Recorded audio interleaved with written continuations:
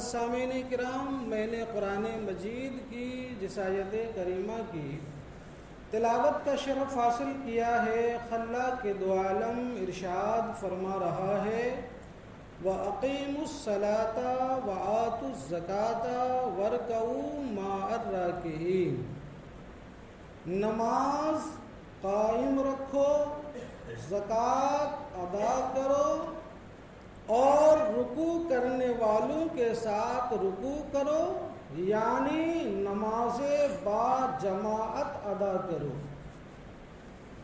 آج میری گفتگو کا عنوان زکوٰۃ کے تعلق سے ہے۔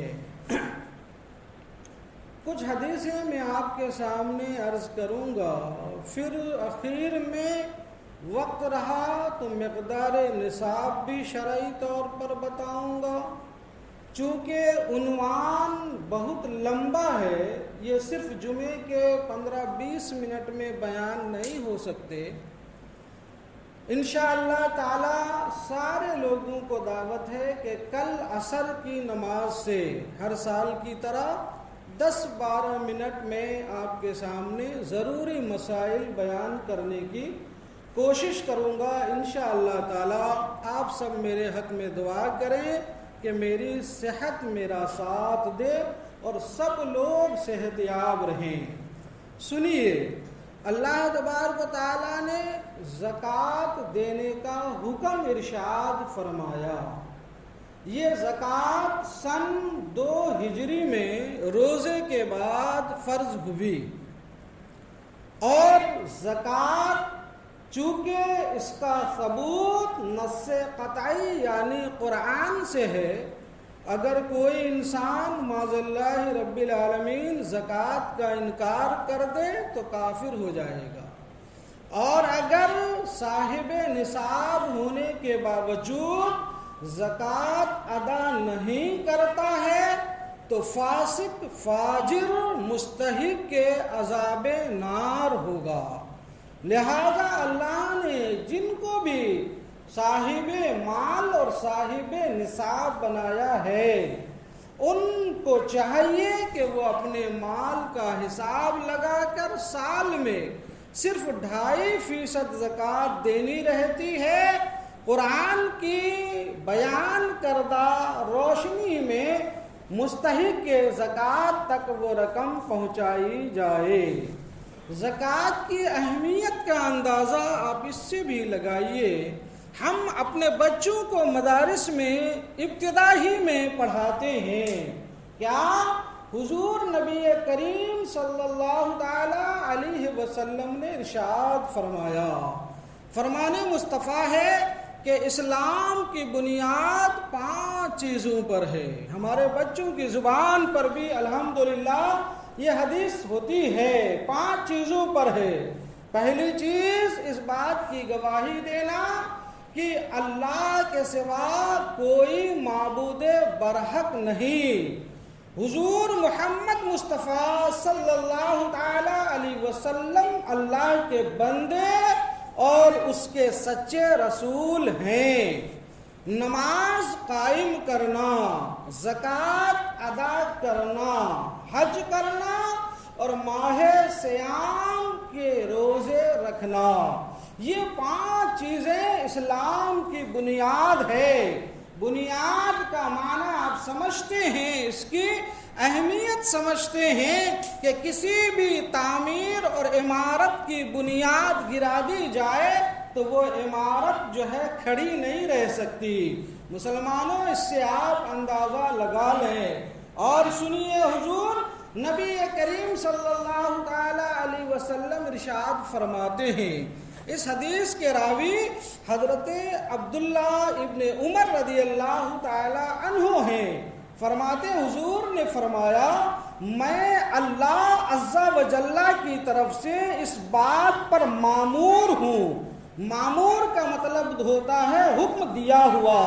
میں اللہ کی طرف سے اس بات پر مامور ہوں کہ میں لوگوں کے ساتھ اس وقت تک لڑوں، جنگ کروں، جب تک کہ وہ اس بات کی گواہی نہ دے لیں کہ اللہ کے سوا کوئی معبود نہیں اور محمد اللہ کے بندے اور اس کے رسول ہیں، اور صحیح طریقے سے نماز ادا کریں اور اپنے مالوں کی زکوٰۃ دیں۔ اگر وہ ایسا کر لیتے ہیں تو پھر ان کی جان اور اس کے مال محفوظ ہو جائیں گے۔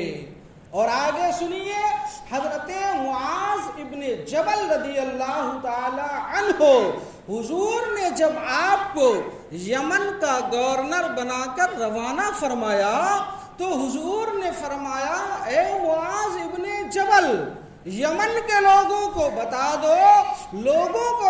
دو کہ تمہارے مالوں میں اللہ نے زکوٰۃ فرض کیا ہے، ان کے مالداروں سے مال لیے جائیں اور ان کے فقیروں میں بانٹ دیا جائے۔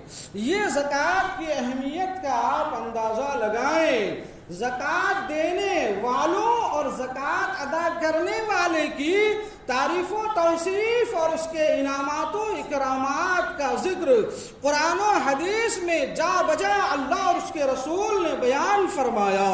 اے لوگوں، یہ شیطان انسان کو ڈراتا ہے فقر سے، محتاجی سے، غربت سے، کہ اگر تم اپنے مالوں کی زکوٰۃ نکال دو گے تو تمہارا مال کم ہو جائے گا، جبکہ اللہ اور اس کے رسول کا وعدہ ہے اور اللہ رسول کا وعدہ خلاف نہیں ہوتا کہ جن مالوں کی زکوٰۃ ادا کی جاتی ہے وہ ہلاکت و تباہی اور برباد ہونے سے محفوظ ہو جاتا ہے، وہ برباد ہونے سے محفوظ ہو جاتا، اور جن مالوں کی زکوٰۃ دی جاتی ہے ہلاکت سے محفوظ ہو جاتا ہے، اور اس میں دن بدن بڑھوتری ہوتی ہے، زیادتی ہوتی ہے۔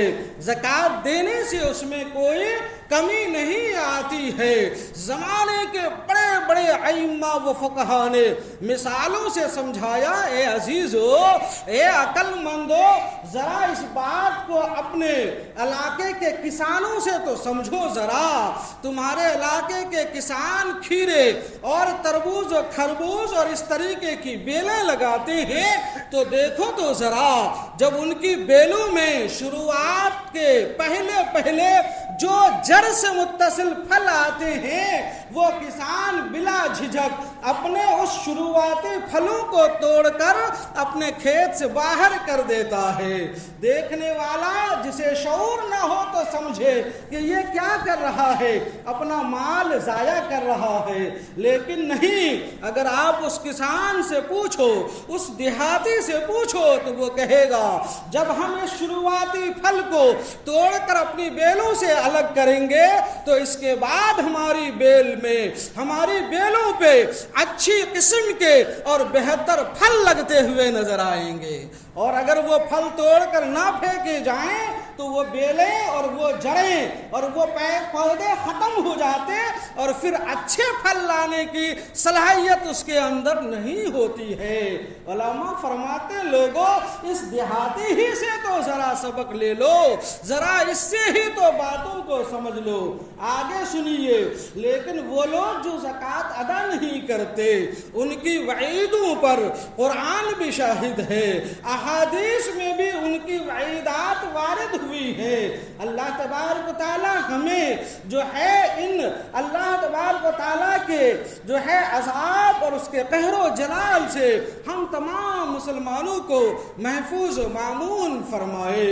حضور نبی کریم صلی اللہ علیہ وسلم ارشاد فرماتے ہیں، اے لوگو، خشک و تر میں یعنی سوکھی زمین پر اور سمندروں میں جتنا مال ضائع ہوا وہ اس لیے ہوا کہ ان مالوں کی زکوٰۃ نہیں دی گئی۔ اور ایک حدیث کا مفہوم یہ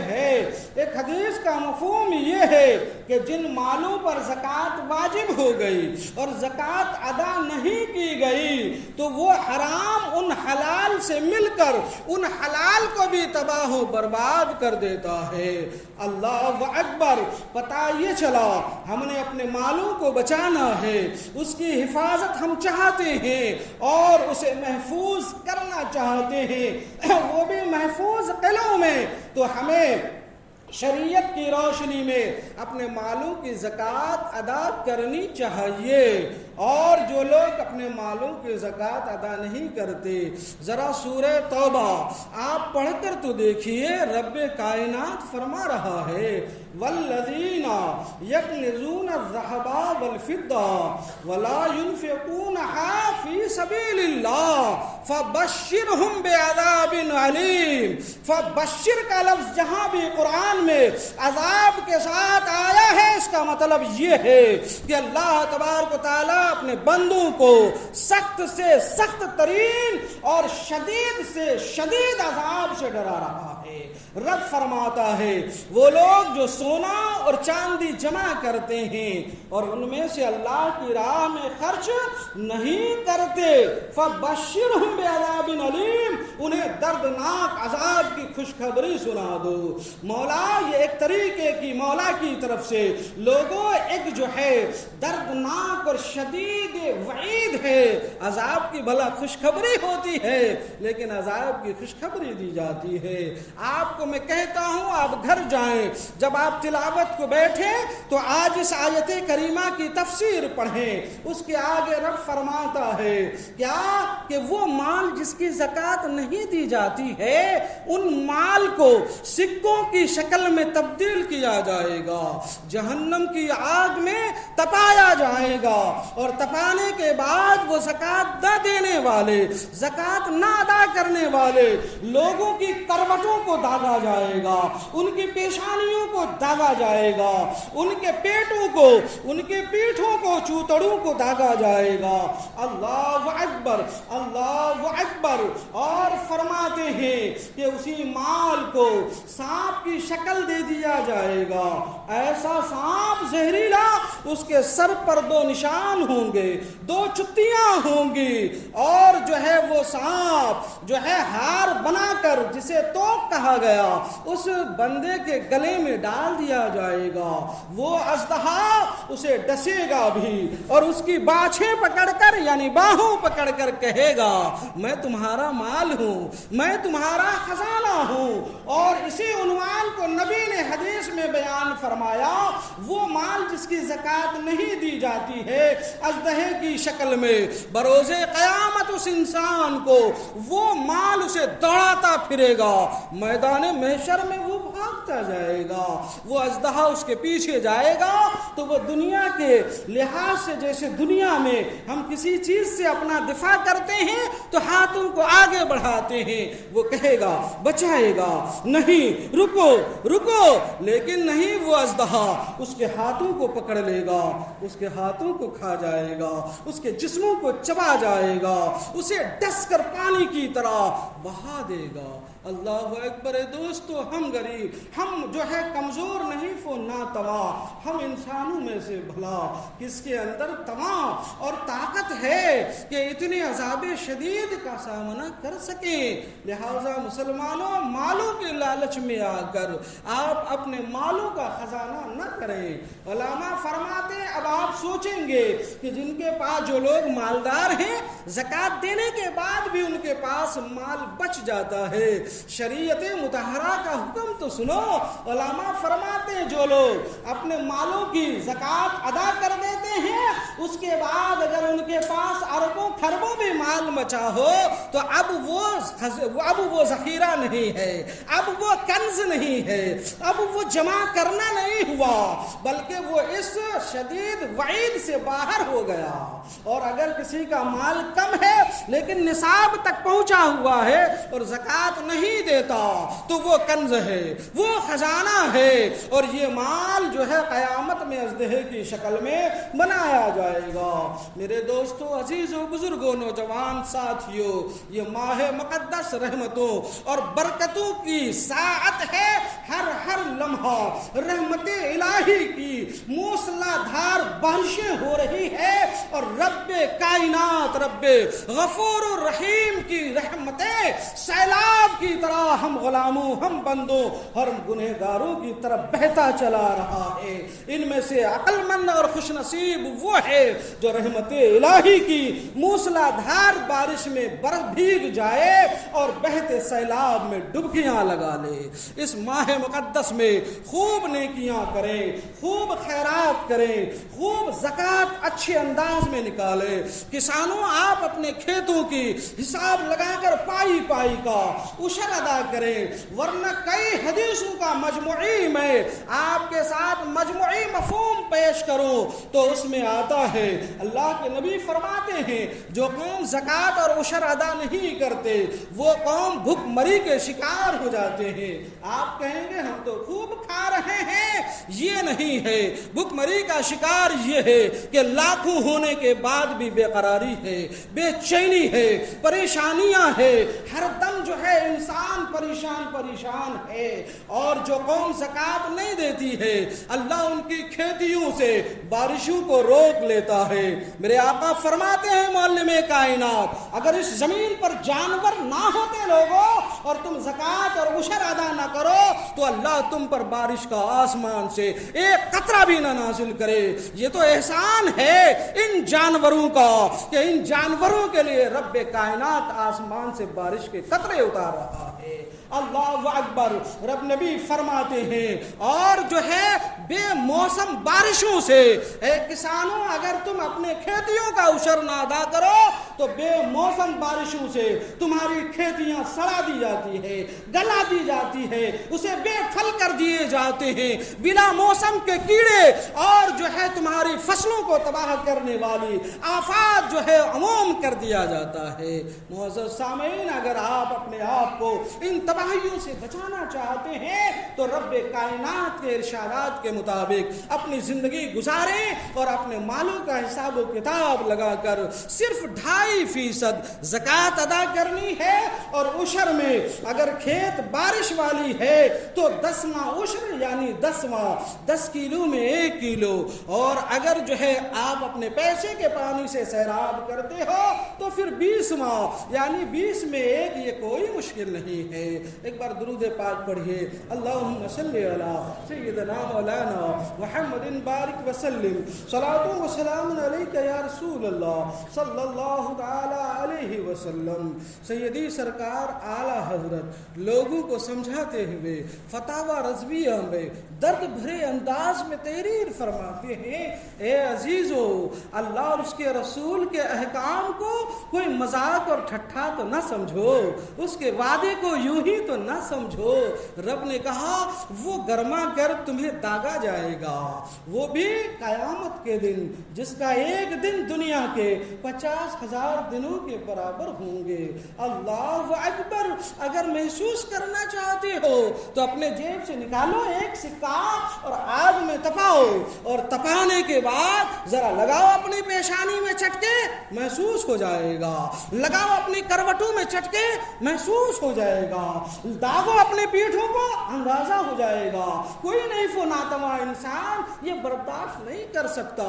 لاکھوں کروڑوں درجے کے ادنا درجے کا حصہ جب دنیا کی آگ کا یہ عالم ہے تو اللہ اکبر، العیاذ باللہ، رب ہمیں اپنی رحمت سے عذاب نار سے محفوظ و مامون فرمائے۔ اس کا عذاب کتنا شدید ہوگا۔